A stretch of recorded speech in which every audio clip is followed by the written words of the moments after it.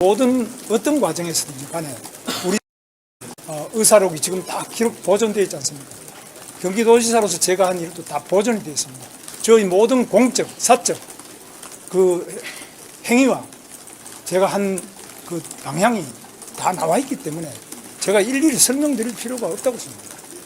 뭐 중도가 누가 중도인지는 저는 모르지만 저는 가장 밑바닥 소록도 한센촌부터 경기도 6개 한센 마을부터 그분들로부터 제가 같이 가서 우리 공무원들과 함께 울고 정말 힘들게 그분들의 문제를 해결하면서 우리 공무원들은 기존의 모든 규정을 이기고 가장 어려운 사람을 위해서 헌신할 수 있고 그 헌신이 공직자의 최대의 기쁨이고 행복이라는 것을 우리 경기도 공무원들하고도 함께 느꼈고 뭐 우리 국회 보좌관들도 마찬가지입니다. 그래서 그런 점에서 저는 우리 정치가 나아가야 될 바가 정말 소외된 가장 어려운 분들, 지금 같으면 5인 미만의 노동자들, 실업자들, 집에서 쉬었으면 청년, 이런 분들을 돌보는 것이 정치 아니겠습니까?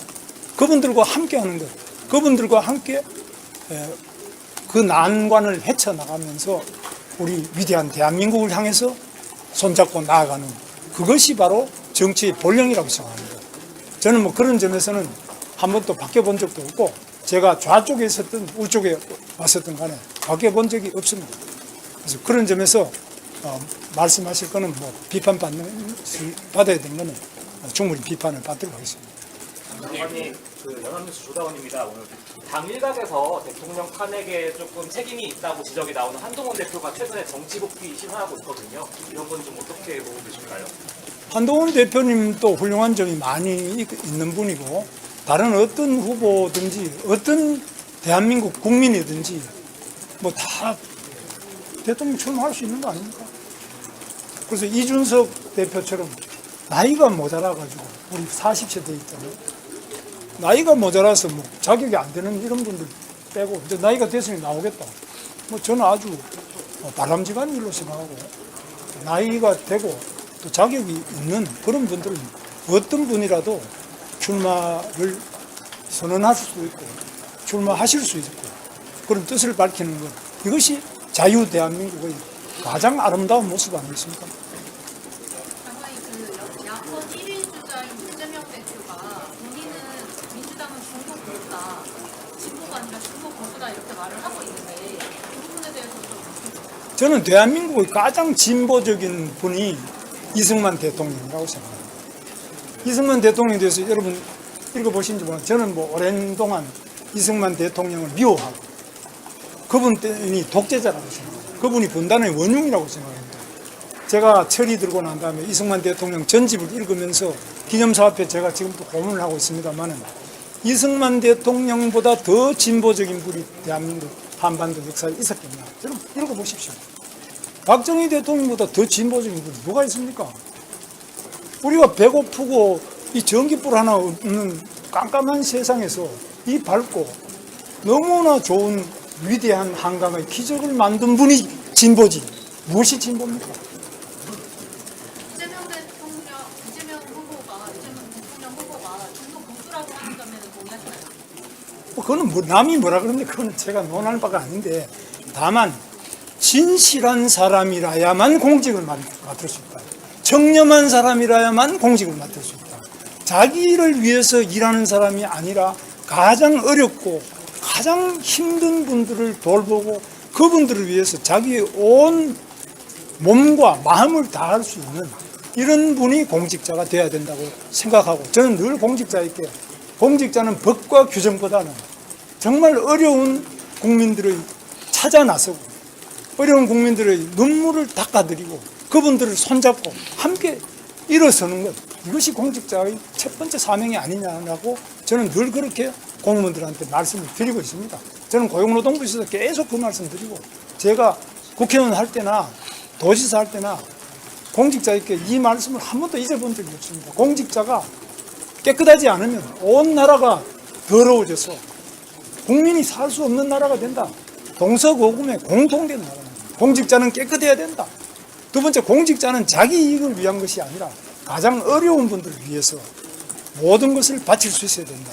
그리고 위대한 대한민국을 위해서 공직자는 자기 목숨까지 바쳐야 된다. 그리고 당당하게 바쳐야 된다. 그리고 거기에 대해서는 어떤 거침도 없이 어떤 후회도 없이 자기 모든 것을 바치는 것이 공직자의 자세고 사명이라고 저는 생각하고 그렇게 말하고 있습니다.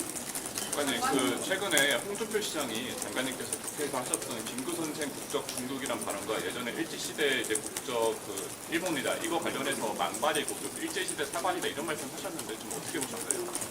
역사에 대해서는 이미 우리나라 사학계가 상당한 연구가 다 되어 있습니다. 그래서 지금 건국 초기에는 연구가 좀 덜 된 게 있었는데 지금 우리나라 국사학계 굉장히 발전이 되어 있습니다.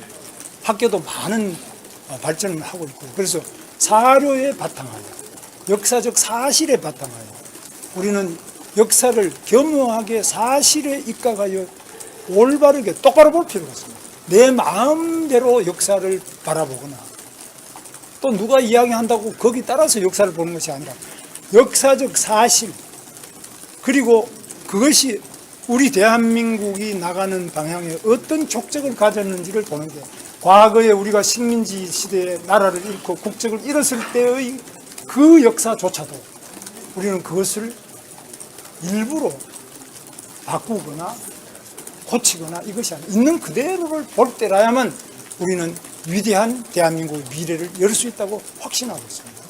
장관님 부정선거 주장에 대해서는 어떻게 생각하시나요?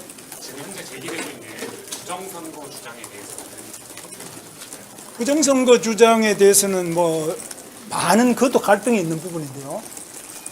저도 이 문제에 대해서 오랫동안 직접 관심을 가지고 이해창 총재가 선거에 졌을 때 그때 우리 당시 한나라당이죠.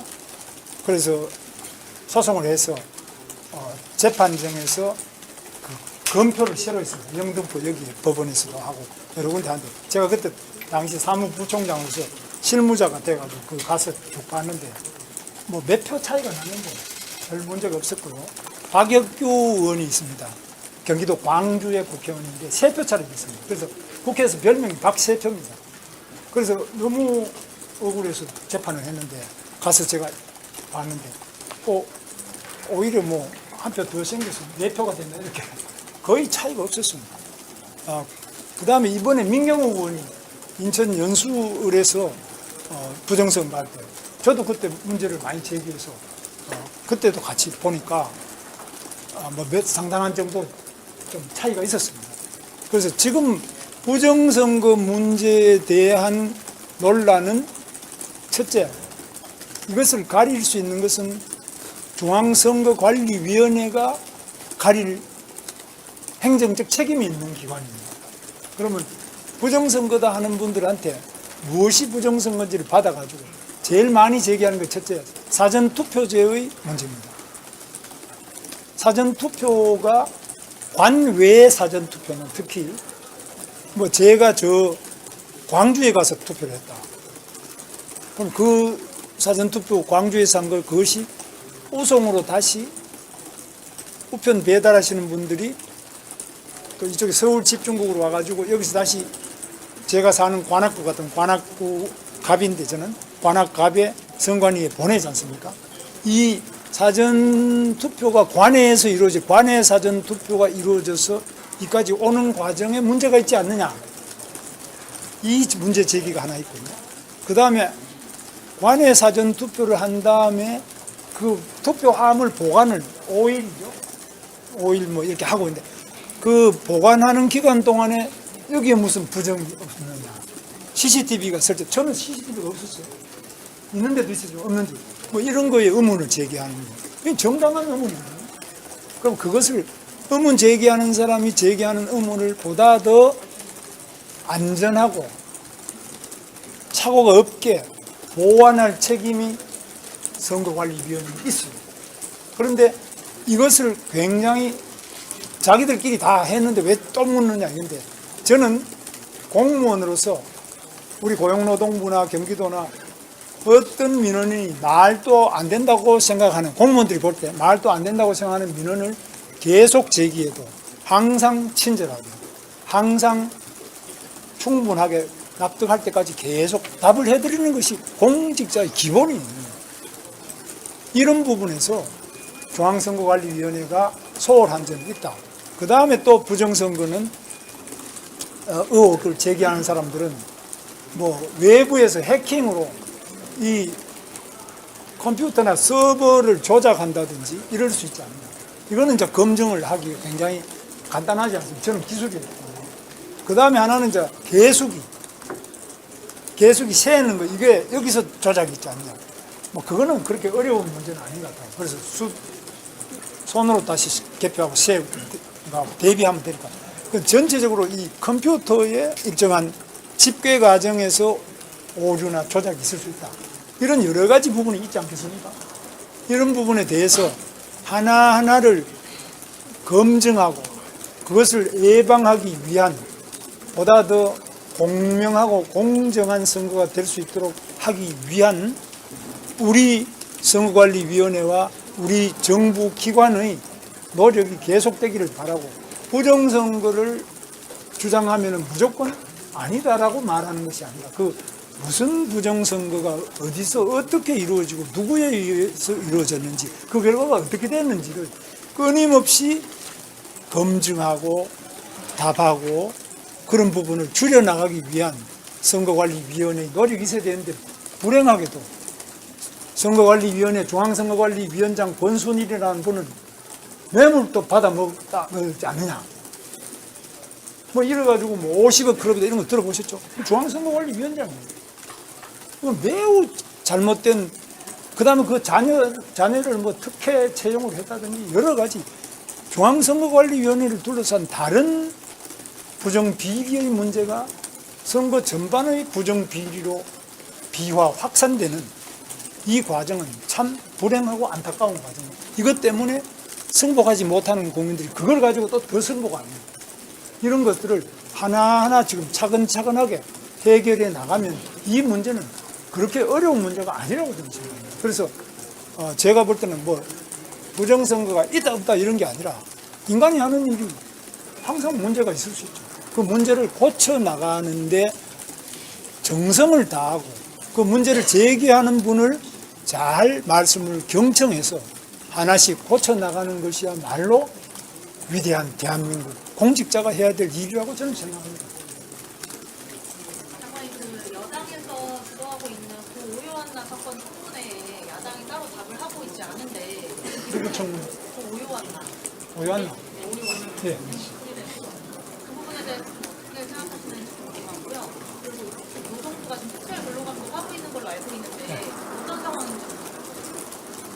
우리 고용노동부는 이 방송사, 특히 MBC 같은 데는 꿈의 직장 아닙니까? 그거 아무나 들어가는 게 아니잖아요.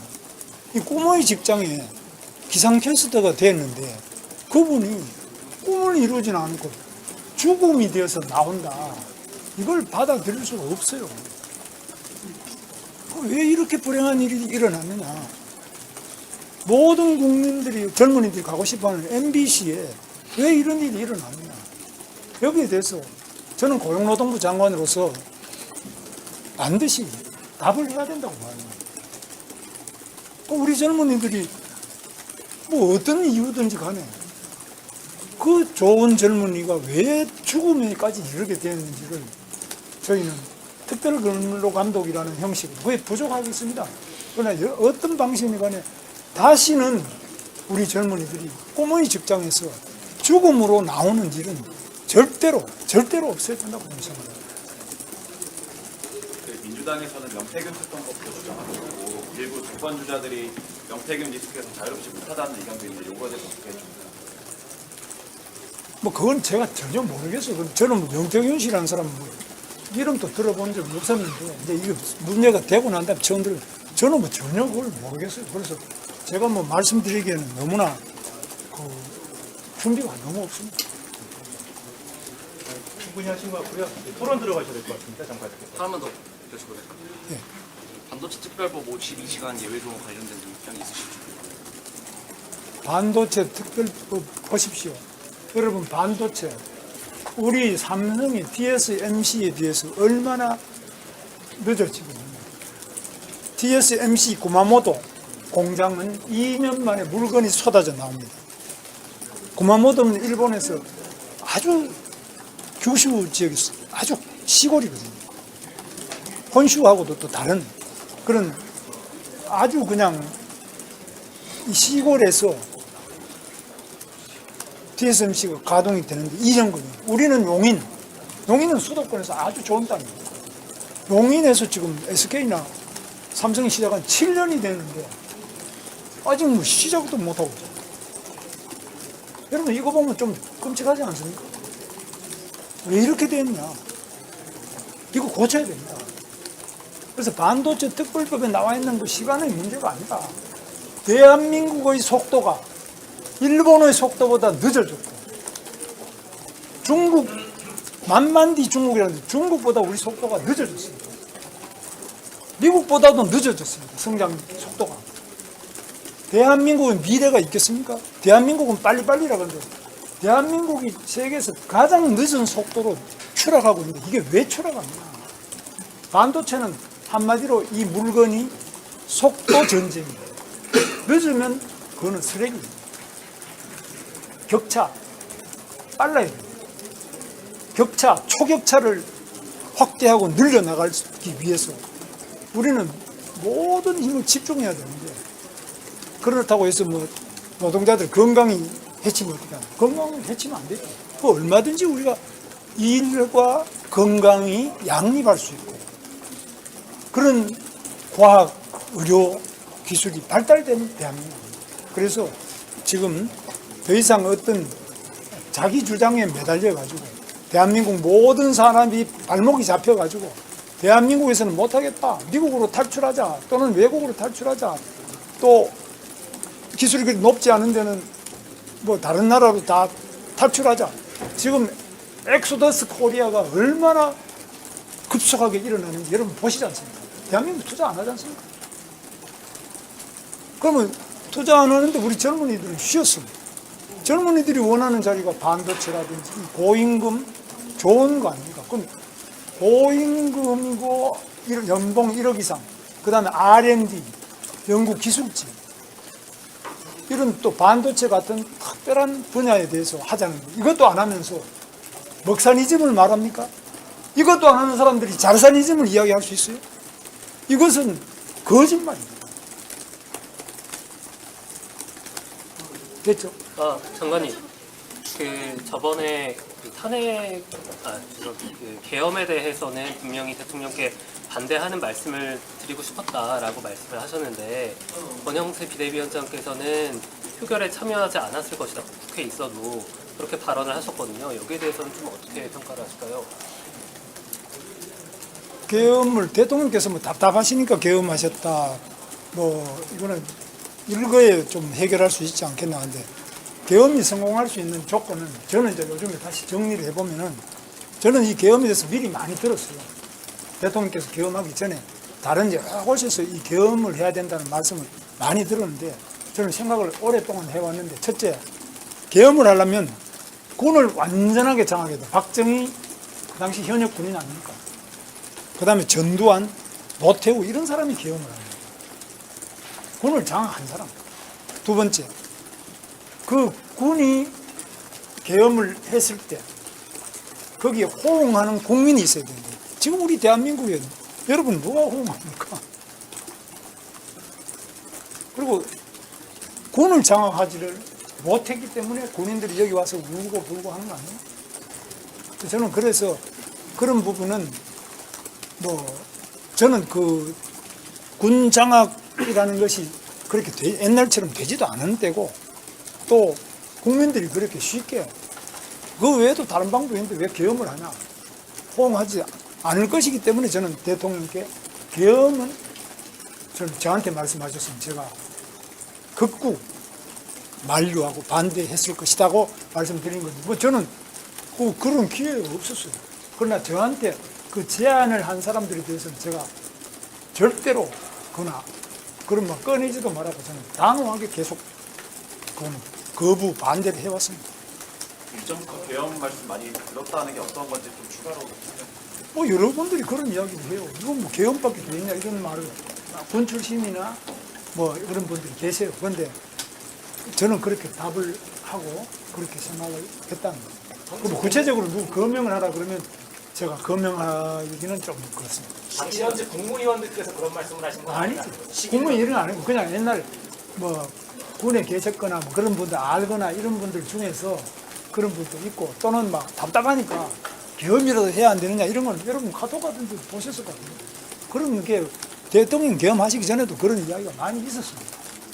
장관님 말씀하신 게 군 장악이나 아니면 국민들의 호응이 없었기 때문에 뭐 반대하셨다 그런 취지를 느낄 수 있어서 그건 될 수 없는 거라는 거예요. 좀 더 구체적으로 이렇게 구체적으로 말씀드렸습니다. 뭐 더 구체적인 건 어떻게 생각하니 이런 거는 나중에 뭐 그건 본인들한테 물어보시고. 제가 볼 때는 현역의 박정희 대통령 그때 현역이었거든요. 그리고 그 밑에 움직이는 그 예하 계엄에 동원된 무대들도 실제로 그 현역 군인으로서 많이 가지고 있었어요. 그 현역이에요. 대통령이 계엄해야 한다는 얘기를 여러 통로를 통해서 들었다는 말씀이신지 아니면 다른 뭐 군이나 장성들로부터 계엄을 해야 한다. 현역 군인들 아니고 이제 퇴역하신 분이라든지 지금 너무 하는 게 이게 문제가 있잖아요. 우리 대통령 말씀대로 부정선거다 무슨 왜 그러면은 저 이 부정 비리를 보고도 방치하느냐 뭐 이래 가서 되겠느냐 뭐 이런 이야기 하는 분들이 답답하니까 아 이거는 계엄밖에 더 있겠느냐 이래가지고 뭐 자기 나름대로 계획서가 있다 이런 사람도 있어요. 대통령의 의사를 들으셨다는 뜻은 아니지. 아니신 거죠? 대통령 아니라 그 시중에 그런 분들이 있어요. 그런데 그거는 뭐 여러분도 들은 분 계실 거예요. 대통령 계엄하기 전에. 여기까지 하시겠습니다. 군이 설령 장악되고 국민이 원했더라도 찬성했을 거라는 얘기니까 반대하셨을 거라는 얘기죠. 예? 그 말은 군이 장악을 안 됐기 때문에 국민이 원하지 않았기 때문에 당연히 반대한다고 하시니까 군도 전혀 장악이 안 된 게 이번에 드러났잖아요. 그죠? 군이라는 사람이 김용현 장관도 군 출신이지만 현역에는 뭐 계시는 분이 아니잖아요. 그래도 장관이 이야기한다고 요즘 군인이 안 따라간다는 거 여러분 이번에 지금 보시면 다 그렇게 말하지 군인들이. 뭐 어떤 장군은 여기 별 달고 나가 엉엉 울면서 나 장관한테 뭐 이용당했다 이런 말을 하는 그런 군인 장군도 있잖아요. 그리고 군이라는 게 군이 목숨을 걸고 하는 게 군인 아닙니까? 목숨을 걸고 어떤 일을 하는데 그 장관 이야기한테 장관에 속았다 이렇게 말하는 그 운다고. 그러니까 그런 거는 계엄이 될 수가 없는 거죠. 그러니까 현재 그뿐만이 아니라 우리나라의 군 현실이 그런 현실에 있다는 거죠. 그래서 지금은 계엄할 수 있는 시대가 아니에요. 이 시대가. 그리고 또 전쟁이라든지 이러면 또 할 수 없이 그런 전쟁 상황이라든지 이런 때는 모르겠죠. 현재는 그런 상황까지 가지는 않았던 거 아니냐 이런 생각을 하는데 이거는 이제 판단의 차이가 있겠습니다. 유력한 대권 후보를 계속 거론되고 계시잖아요. 네. 그런 상황에서 오늘 국회 토론에 오셨는데 네. 이렇게 토론에 참석하시게 된 계기와 이유 좀 설명 부탁드립니다. 나경원 의원님을 만나 뵀는데 나경원 의원님이 뭐 우리 요즘에 너무 고용도 어렵고 힘든데 좀 국회의원들하고 이렇게 협력해서 이야기를 한다든지 뭐 다른 방안이 없느냐 그래서 했는데 이 마침 토론 초청을 해주셔서 제가 뭐 이렇게 오늘 오게 됐습니다. 와보니까 너무 많이들 의원님들 오셔가지고 또 언론인 여러분들도 너무 많이 오셔서 저는 정말 깜짝 놀랐습니다.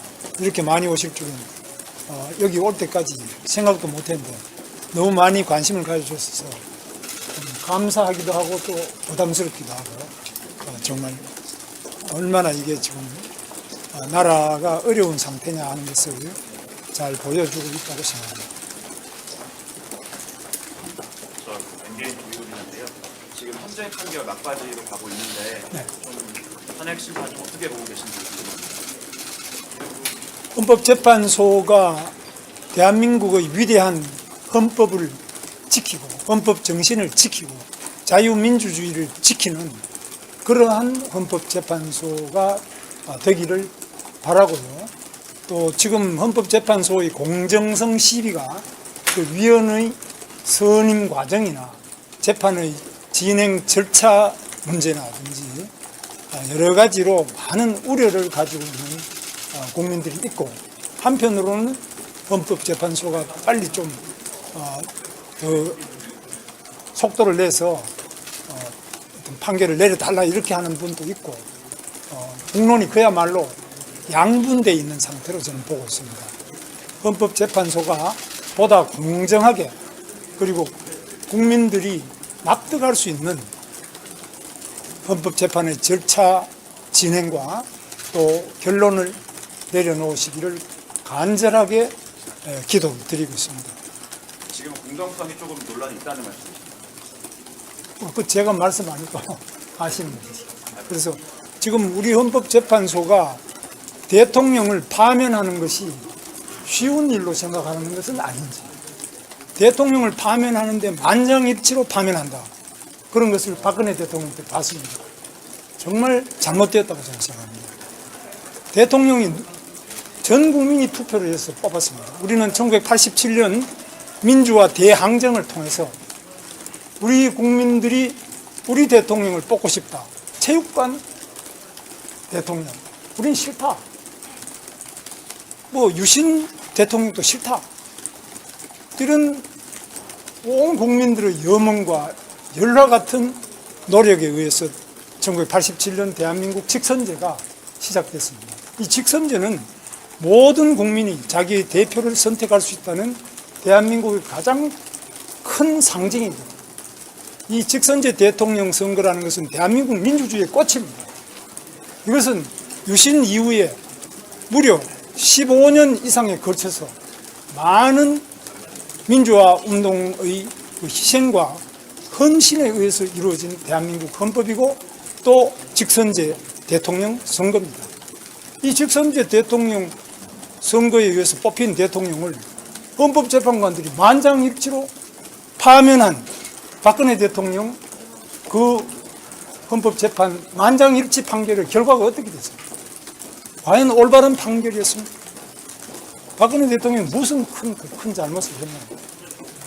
저는 그런 점에서는 아직까지도 우리 헌법재판소가 너무나 국민들의 직접 민주주의에 대한 열망, 국민들이 직선제를 통해서 뽑은 자기 대통령에 대한 사랑과 충성, 이런 것들에 대해서 너무나 가볍게 보고 있다.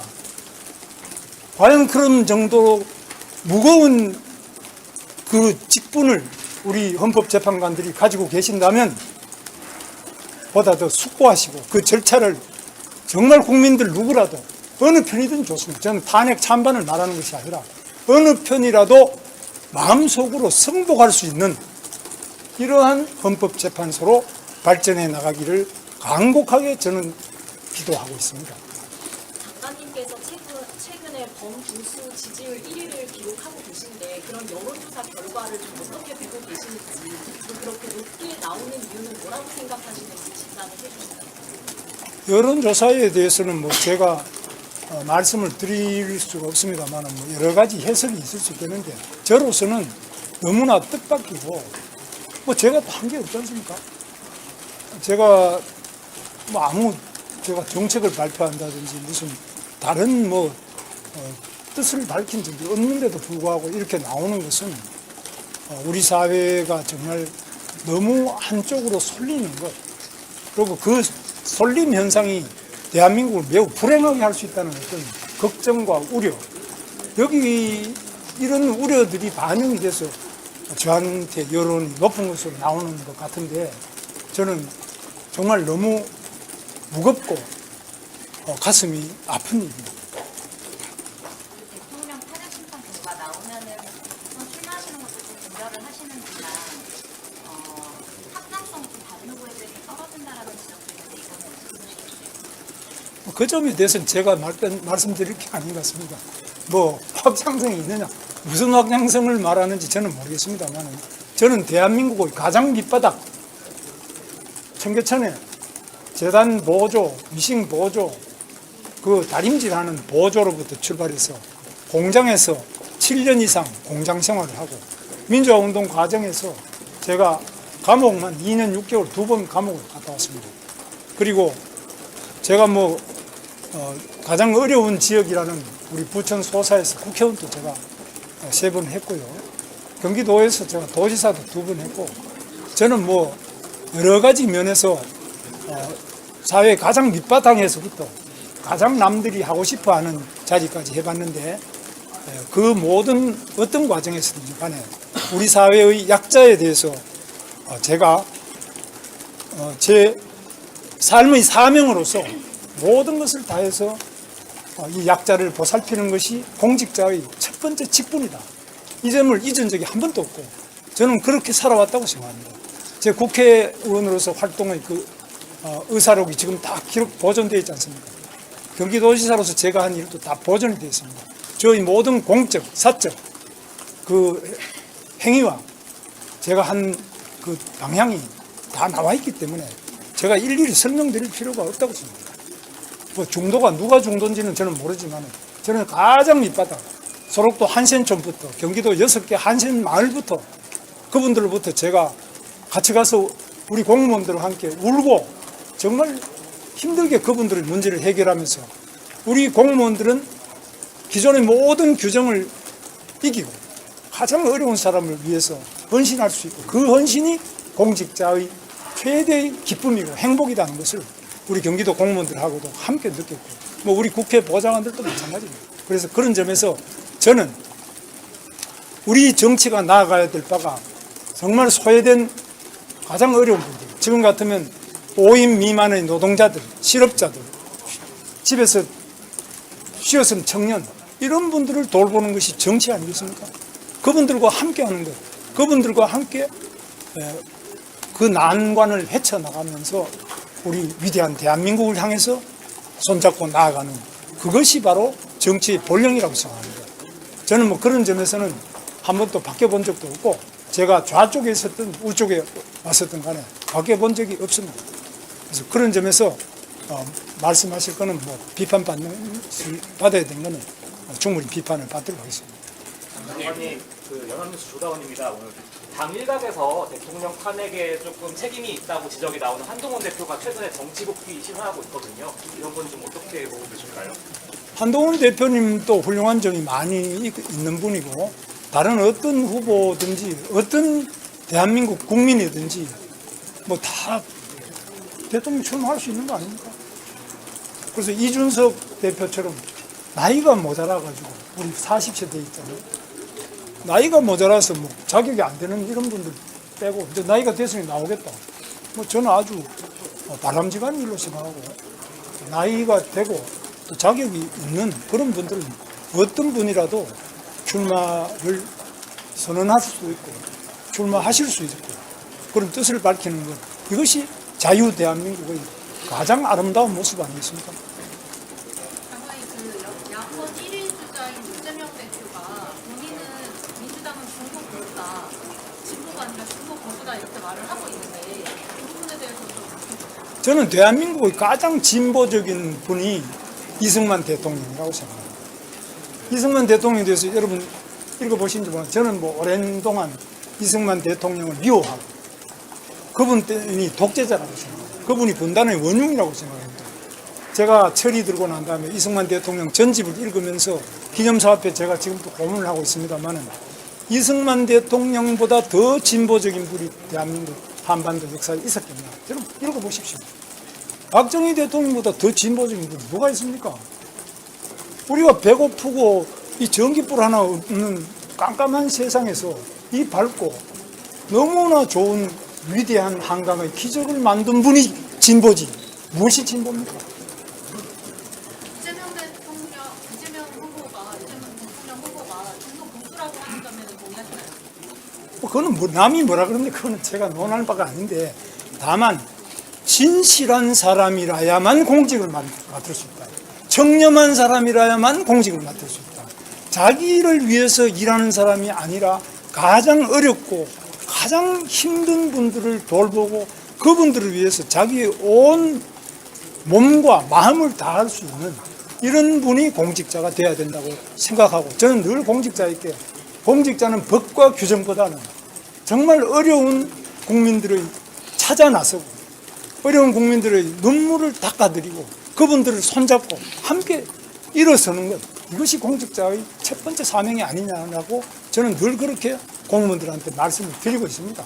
저는 고용노동부에서 계속 그 말씀 드리고 제가 국회의원 할 때나 도지사 할 때나 공직자에게 이 말씀을 한 번도 잊어본 적이 없습니다. 공직자가 깨끗하지 않으면 온 나라가 더러워져서 국민이 살 수 없는 나라가 된다. 동서고금의 공통된 나라입니다. 공직자는 깨끗해야 된다. 두 번째, 공직자는 자기 이익을 위한 것이 아니라 가장 어려운 분들을 위해서 모든 것을 바칠 수 있어야 된다. 그리고 위대한 대한민국을 위해서 공직자는 자기 목숨까지 바쳐야 된다. 그리고 당당하게 바쳐야 된다. 그리고 거기에 대해서는 어떤 거침도 없이, 어떤 후회도 없이 자기 모든 것을 바치는 것이 공직자의 자세고 사명이라고 저는 생각하고 그렇게 말하고 있습니다. 장관님, 그 최근에 홍준표 시장이 장관님께서 국회에서 하셨던 김구 선생 국적 중독이란 발언과 예전에 일제시대 이제 국적 그 일본이다 이거 관련해서 망발이고 또 일제시대 사관이다 이런 말씀 하셨는데 좀 어떻게 보셨나요? 역사에 대해서는 이미 우리나라 사학계가 상당한 연구가 다 되어 있습니다. 그래서 지금 건국 초기에는 연구가 좀 덜 된 게 있었는데 지금 우리나라 국사학계 굉장히 발전이 되어 있습니다. 학계도 많은 발전을 하고 있고 그래서 사료에 바탕하여 역사적 사실에 바탕하여 우리는 역사를 겸허하게 사실에 입각하여 올바르게 똑바로 볼 필요가 있습니다. 내 마음대로 역사를 바라보거나 또 누가 이야기한다고 거기 따라서 역사를 보는 것이 아니라 역사적 사실 그리고 그것이 우리 대한민국이 나가는 방향에 어떤 족적을 가졌는지를 보는데 과거에 우리가 식민지 시대에 나라를 잃고 국적을 잃었을 때의 그 역사조차도 우리는 그것을 일부러 바꾸거나 고치거나 이것이 아니라 있는 그대로를 볼 때라야만 우리는 위대한 대한민국의 미래를 열 수 있다고 확신하고 있습니다. 장관님, 부정선거 주장에 대해서는 어떻게 생각하고 계신가요? 지금 현재 제기되고 있는 부정선거 주장에 대해서는 부정선거 주장에 대해서는 뭐 많은 그것도 갈등이 있는 부분인데요. 저도 이 문제에 대해서 오랫동안 직접 관심을 가지고 이회창 총재가 선거에 졌을 때 그때 우리 당시 한나라당이죠. 그래서 소송을 해서 재판정에서 그 검표를 새로 했습니다. 영등포 여기 법원에서도 하고 여러 군데 하는데 제가 그때 당시 사무부총장으로서 실무자가 돼가지고 그 가서 쭉 봤는데 뭐 몇 표 차이가 나는데 별 문제가 없었고요. 박혁규 의원이 있습니다. 경기도 광주의 국회의원인데 3표 차례 됐습니다. 그래서 국회에서 별명이 박세표입니다. 그래서 너무 억울해서 재판을 했는데 가서 제가 봤는데 오히려 뭐 한 표 더 생겨서 4표가 됐나 이렇게 거의 차이가 없었습니다. 그 다음에 이번에 민경호 의원이 인천 연수을에서 부정선거 할 때 저도 그때 문제를 많이 제기해서 그때도 같이 보니까 뭐 상당한 정도 좀 차이가 있었습니다. 그래서 지금 부정선거 문제에 대한 논란은 첫째, 이것을 가릴 수 있는 것은 중앙선거관리위원회가 가릴 행정적 책임이 있는 기관입니다. 그러면 부정선거다 하는 분들한테 무엇이 부정선거인지를 받아가지고 제일 많이 제기하는 게 첫째, 사전투표제의 문제입니다. 사전투표가 관외 사전투표는 특히 뭐 제가 광주에 가서 투표를 했다. 그럼 그 사전투표 광주에서 한 걸 그것이 우송으로 다시 우편 배달하시는 분들이 또 이쪽에 서울 집중국으로 와가지고 여기서 다시 제가 사는 관악구 같은 관악구 갑인데 저는 관악갑에 선관위에 보내지 않습니까? 이 사전투표가 관내에서 이루어져 관내 사전투표가 이루어져서 이까지 오는 과정에 문제가 있지 않느냐 이 문제 제기가 하나 있고요. 그 다음에 관내 사전투표를 한 다음에 그 투표함을 보관을 5일이죠. 5일 뭐 이렇게 하고 있는데 그 보관하는 기간 동안에 여기에 무슨 부정이 없느냐. CCTV가 설치, 처음에 CCTV가 없었어요. 있는데도 있었죠. 없는데. 뭐 이런 거에 의문을 제기하는 거예요. 이게 정당한 의문이거든요. 그럼 그것을 의문 제기하는 사람이 제기하는 의문을 보다 더 안전하고 착오가 없게 보완할 책임이 선거관리위원회에 있어요. 그런데 이것을 굉장히 자기들끼리 다 했는데 왜 또 묻느냐 이건데 저는 공무원으로서 우리 고용노동부나 경기도나 어떤 민원이 말도 안 된다고 생각하는 공무원들이 볼 때 말도 안 된다고 생각하는 민원을 계속 제기해도 항상 친절하게 항상 충분하게 납득할 때까지 계속 답을 해드리는 것이 공직자의 기본이에요. 이런 부분에서 중앙선거관리위원회가 소홀한 점이 있다. 그 다음에 또 부정선거는 의혹을 제기하는 사람들은 뭐 외부에서 해킹으로 이 컴퓨터나 서버를 조작한다든지 이럴 수 있지 않나. 이거는 이제 검증을 하기 굉장히 간단하지 않습니까? 저는 기술이에요. 그 다음에 하나는 이제 개수기 세는 거, 이게 여기서 조작이 있지 않냐. 뭐 그거는 그렇게 어려운 문제는 아닌 것 같아요. 그래서 손으로 다시 개표하고 세고 대비하면 되니까. 전체적으로 이 컴퓨터의 일정한 집계 과정에서 오류나 조작이 있을 수 있다. 이런 여러 가지 부분이 있지 않겠습니까? 이런 부분에 대해서 하나하나를 검증하고 그것을 예방하기 위한 보다 더 공명하고 공정한 선거가 될 수 있도록 하기 위한 우리 선거관리위원회와 우리 정부 기관의 노력이 계속되기를 바라고 부정선거를 주장하면 무조건 아니다라고 말하는 것이 아니라 그 무슨 부정선거가 어디서 어떻게 이루어지고 누구에 의해서 이루어졌는지 그 결과가 어떻게 됐는지를 끊임없이 검증하고 답하고 그런 부분을 줄여나가기 위한 선거관리위원회의 노력이 있어야 되는데 불행하게도 선거관리위원회 중앙선거관리위원장 권순일이라는 분은 뇌물도 받아먹지 않느냐 뭐 이래가지고 뭐 50억 그러기도 이런 거 들어보셨죠? 중앙선거관리위원장입니다. 매우 잘못된 그 다음에 그 자녀를 뭐 특혜 채용을 했다든지 여러 가지 중앙선거관리위원회를 둘러싼 다른 부정비리의 문제가 선거 전반의 부정비리로 비화 확산되는 이 과정은 참 불행하고 안타까운 과정입니다. 이것 때문에 승복하지 못하는 국민들이 그걸 가지고 또 더 승복 안 해요. 이런 것들을 하나하나 지금 차근차근하게 해결해 나가면 이 문제는 그렇게 어려운 문제가 아니라고 저는 생각합니다. 그래서 제가 볼 때는 뭐 부정선거가 있다 없다 이런 게 아니라 인간이 하는 일이 항상 문제가 있을 수 있죠. 그 문제를 고쳐 나가는데 정성을 다하고 그 문제를 제기하는 분을 잘 말씀을 경청해서 하나씩 고쳐 나가는 것이야말로 위대한 대한민국 공직자가 해야 될 일이라고 저는 생각합니다. 장관님, 그 여당에서 주도하고 있는 그 오요한나 사건 청문회에 야당이 따로 답을 하고 있지 않은데 누구 청문? 그 오요한나. 오요한나? 네, 오요한나. 예. 그 부분에 대해서 어떻게 생각하시는지 궁금하고요. 그리고 노동부가 지금 특별 근로감독 하고 있는 걸로 알고 있는데 어떤 상황인지. 우리 고용노동부는 이 방송사 특히 MBC 같은 데는 꿈의 직장 아닙니까? 그거 아무나 들어가는 게 아니잖아요. 이 꿈의 직장에 기상캐스터가 됐는데 그분이 꿈을 이루진 않고 죽음이 되어서 나온다. 이걸 받아들일 수가 없어요. 왜 이렇게 불행한 일이 일어났느냐. 모든 국민들이 젊은이들이 가고 싶어하는 MBC에 왜 이런 일이 일어났느냐. 여기에 대해서 저는 고용노동부 장관으로서 반드시 답을 해야 된다고 봐요. 우리 젊은이들이 뭐 어떤 이유든지 간에 그 좋은 젊은이가 왜 죽음에까지 이르게 되었는지를 저희는 특별근로감독이라는 형식으로 그게 부족하겠습니다.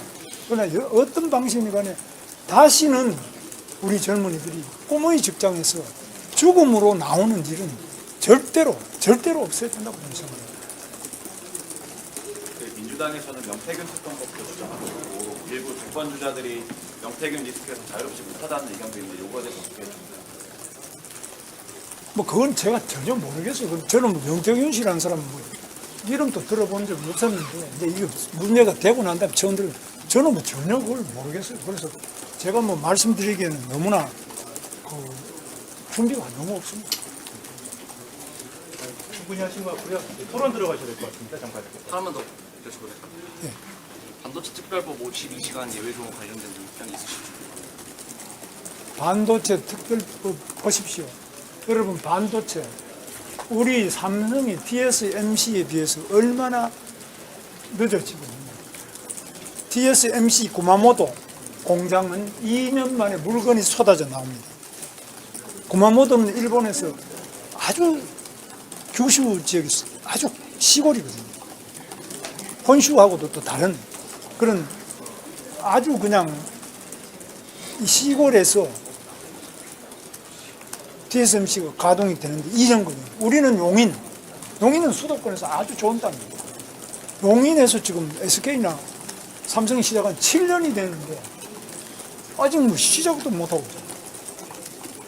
여러분 이거 보면 좀 끔찍하지 않습니까? 왜 이렇게 됐냐? 이거 고쳐야 됩니다. 그래서 반도체 특별법에 나와 있는 그 시간의 문제가 아니라 대한민국의 속도가 일본의 속도보다 늦어졌고 중국 만만디 중국이라는데 중국보다 우리 속도가 늦어졌습니다. 미국보다도 늦어졌습니다. 성장 속도가. 대한민국은 미래가 있겠습니까? 대한민국은 빨리빨리라고 하는데 대한민국이 세계에서 가장 늦은 속도로 추락하고 있는데 이게 왜 추락합니까? 반도체는 한마디로 이 물건이 속도 전쟁입니다. 늦으면 그거는 쓰레기입니다. 격차 빨라야 됩니다. 격차, 초격차를 확대하고 늘려나가기 위해서 우리는 모든 힘을 집중해야 되는데 그렇다고 해서 뭐 노동자들 건강이 해치면 어떻게 하냐. 건강을 해치면 안 되죠. 그 얼마든지 우리가 일과 건강이 양립할 수 있고 그런 과학, 의료 기술이 발달된 대한민국입니다. 그래서 지금 더 이상 어떤 자기 주장에 매달려가지고 대한민국 모든 사람이 발목이 잡혀가지고 대한민국에서는 못하겠다. 미국으로 탈출하자. 또는 외국으로 탈출하자. 또 기술이 그렇게 높지 않은 데는 뭐 다른 나라로 다 탈출하자. 지금 엑소더스 코리아가 얼마나 급속하게 일어나는지 여러분 보시지 않습니까? 대한민국 투자 안 하지 않습니까? 그러면 투자 안 하는데 우리 젊은이들은 쉬었습니다. 젊은이들이 원하는 자리가 반도체라든지 고임금 좋은 거 아닙니까? 그럼 고임금이고 연봉 1억 이상, 그 다음에 R&D, 연구기술지 이런 또 반도체 같은 특별한 분야에 대해서 하자는 거예요. 이것도 안 하면서 먹사니즘을 말합니까? 이것도 안 하는 사람들이 잘사니즘을 이야기할 수 있어요? 이것은 거짓말입니다. 됐죠? 장관님, 저번에 탄핵, 계엄에 대해서는 분명히 대통령께 반대하는 말씀을 드리고 싶었다라고 말씀을 하셨는데 권영세 비대위원장께서는 표결에 참여하지 않았을 것이다. 국회에 있어도 그렇게 발언을 하셨거든요. 여기에 대해서는 좀 어떻게 평가를 하실까요? 계엄을 대통령께서 뭐 답답하시니까 계엄하셨다. 뭐 이거는 일거에 좀 해결할 수 있지 않겠나 하는데 계엄이 성공할 수 있는 조건은 저는 이제 요즘에 다시 정리를 해보면은 저는 이 계엄에 대해서 미리 많이 들었어요. 대통령께서 계엄하기 전에 다른 여러 곳에서 이 계엄을 해야 된다는 말씀을 많이 들었는데 저는 생각을 오랫동안 해왔는데 첫째, 계엄을 하려면 군을 완전하게 장악해야 돼. 박정희 그 당시 현역 군인 아닙니까? 그 다음에 전두환, 노태우 이런 사람이 계엄을 합니다. 군을 장악한 사람. 두 번째, 그 군이 계엄을 했을 때 거기에 호응하는 국민이 있어야 되는데 지금 우리 대한민국에 여러분 누가 호응합니까? 그리고 군을 장악하지를 못했기 때문에 군인들이 여기 와서 울고 불고 하는 거 아니에요? 저는 그래서 그런 부분은 뭐 저는 그 군 장악이라는 것이 그렇게 옛날처럼 되지도 않은 때고 또 국민들이 그렇게 쉽게 그 외에도 다른 방법이 있는데 왜 계엄을 하냐 호응하지 않을 것이기 때문에 저는 대통령께 계엄은 저한테 말씀하셨으면 제가 극구 만류하고 반대했을 것이라고 말씀드린 거죠. 뭐 저는 그런 기회가 없었어요. 그러나 저한테 그 제안을 한 사람들에 대해서는 제가 절대로 그런 뭐 꺼내지도 말하고 저는 단호하게 계속 그거는 거부 반대를 해왔습니다. 일정부터 개헌 말씀 많이 들었다는 게 어떤 건지 좀 추가로. 뭐 여러분들이 그런 이야기를 해요. 이건 뭐 개헌밖에 되겠냐 이런 말을 군 출신이나 뭐 그런 분들이 계세요. 그런데 저는 그렇게 답을 하고 그렇게 생각을 했다는 거예요. 그럼 구체적으로 누구 거명을 하라 그러면 제가 거명하기는 좀 그렇습니다. 당시 현재 국무위원들께서 그런 말씀을 하신 건 아니지. 아니죠? 국무위원은 아니고 그냥 옛날 뭐 군에 계셨거나 뭐 그런 분들 알거나 이런 분들 중에서 그런 분도 있고 또는 막 답답하니까 계엄이라도 해야 안 되느냐 이런 건 여러분 카톡 같은 데 보셨을 것 같은데 그런 게 대통령 계엄하시기 전에도 그런 이야기가 많이 있었습니다.